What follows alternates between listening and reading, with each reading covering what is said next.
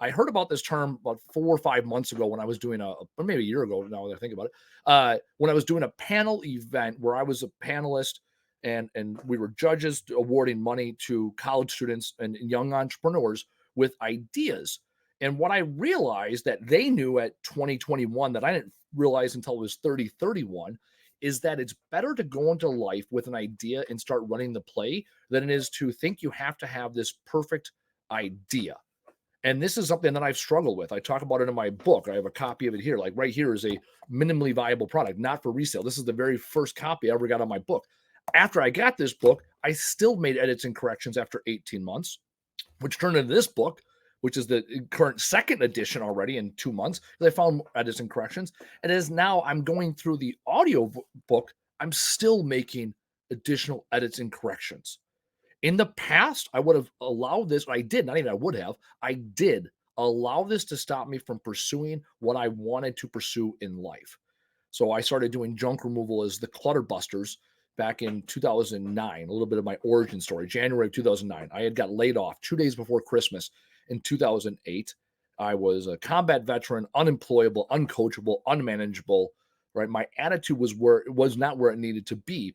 And so what I started doing was driving around the northwest side of Milwaukee, picking up appliances and scrap on the side of the road because that's what I knew. I grew up doing it with my father, and that's where I went back to because it was something I could do.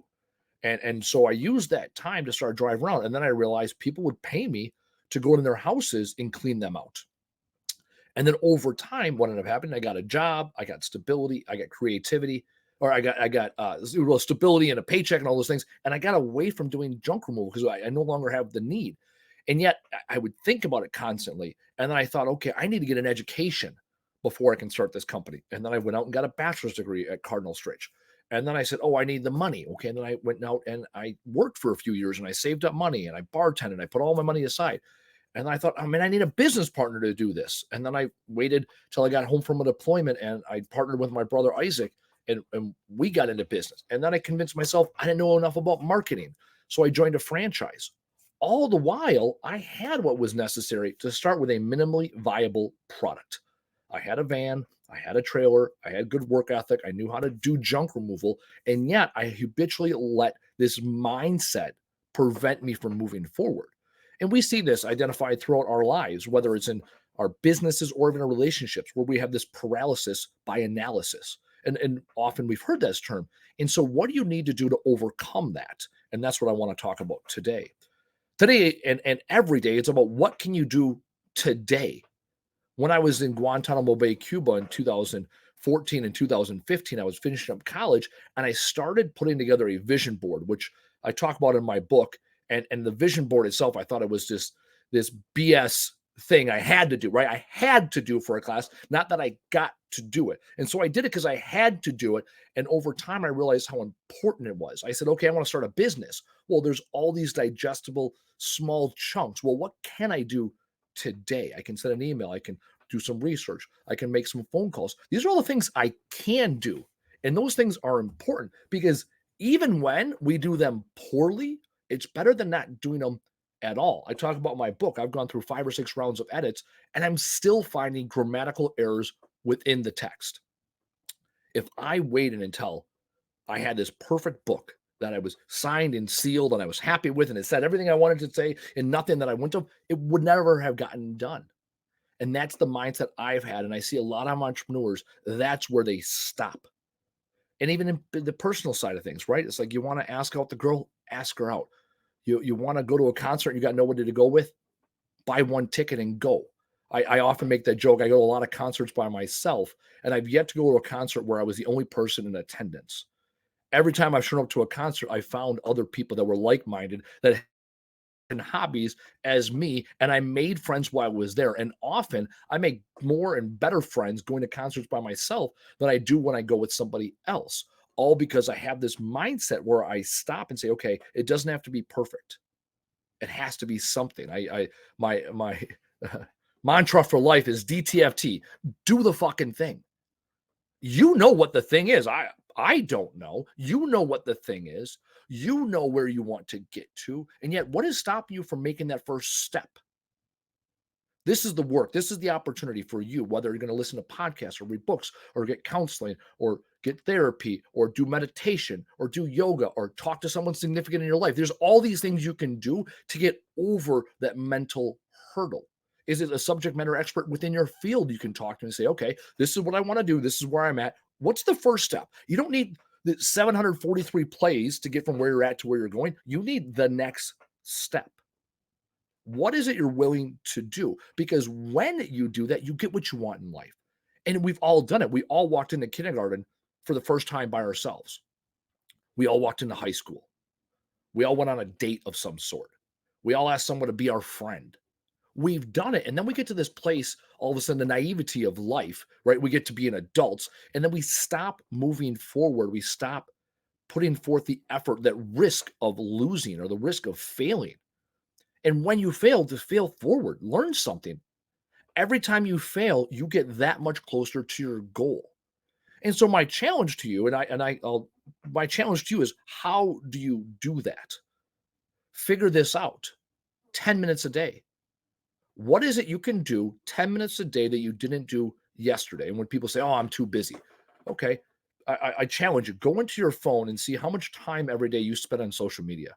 Facebook, YouTube, TikTok, Instagram, whatever your vice of choice is, right? Let's say you spend 30 minutes. Can you cut that down by 10 minutes and do 10 minutes towards your goal, right? 10 minutes of walking, maybe you get a half mile. It's a half mile you didn't get before.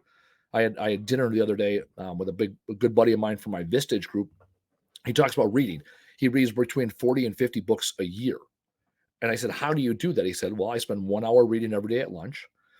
I can, if I, or when I get my work done early, I'll read 15 more minutes before I leave work. And then when I get home at night, I read 15 minutes before bed. So he reads for 90 minutes every day. He doesn't look at this, oh, 50 books. I got to read one book a week. And no, he knows when he puts the work in, puts the time in, the books get read.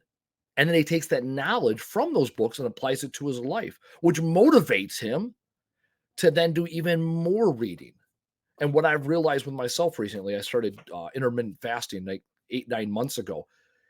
12 hours minimum, up to 16 hours a day, I fast. And what I realized with that is it's really simple to stop doing something, whether it's stopping smoking, stopping drinking, stopping eating, even.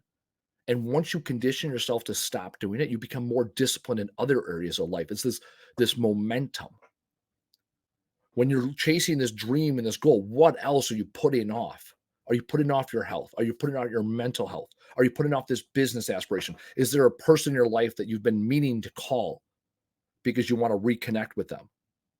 When you take that first step, you get a little chemical drip, serotonin, oxycodone, whatever it is. I don't know, right? You get that drip and you feel positive. You feel like you have some level of control. And then that transfers to every other aspect of your life.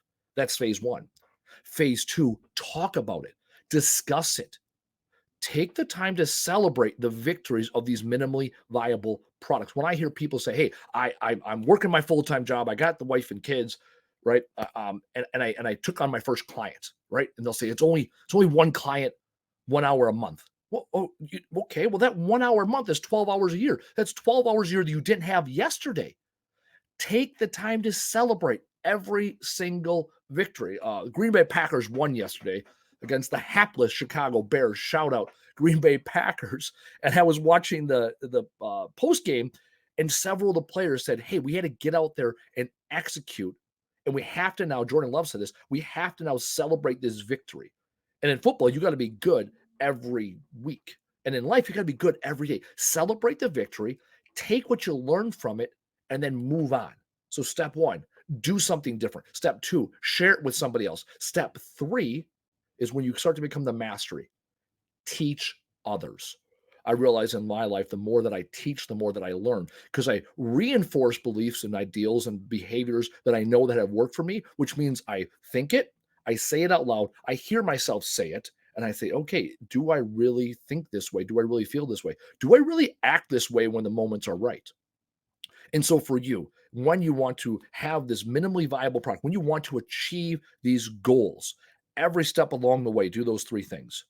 Do the fucking thing. Tell the world, as I talk about, and then share your victories with the world. Share what you learned along the way with the world. And then what you'll realize is there's going to be these three groups of people, and they're in everybody's life. They're the sometimes, the always, and the never people. And you will find out quickly who these sometimes people are. Sometimes they celebrate with you, sometimes they share, sometimes they care. The never people will never care, never share, never be part of your journey. And the always people, the advocates for your life will always be there when you get these victories. And so for me, today is the first step. This is the minimally viable product. Andy, can you sit in front of a microphone for 15 minutes after listening to a song that your brother wrote 10 years ago and share your ideals with the world? Open yourself up. Yes, I can. Second thing I'm going to do, I'm going to tell people about what I did today. And the third thing, I'm going to share it with those that I know they're going to support me and encourage them to take on that next step. So for everybody out there is struggling to do the thing, you got the paralysis by analysis. You got the perfection instead of what's good. In the military, we use the adage, a good plan today is better than a great plan tomorrow. I challenge you now. What is the good plan? What is the simple step? What is the 10 minutes you can do today to get you closer to that goal in the future? Do the thing, tell other people about it and celebrate it, and share what you learned along the way. Teach it to others. When you do that, doesn't matter what the thing is in life, when you do that, you will be successful.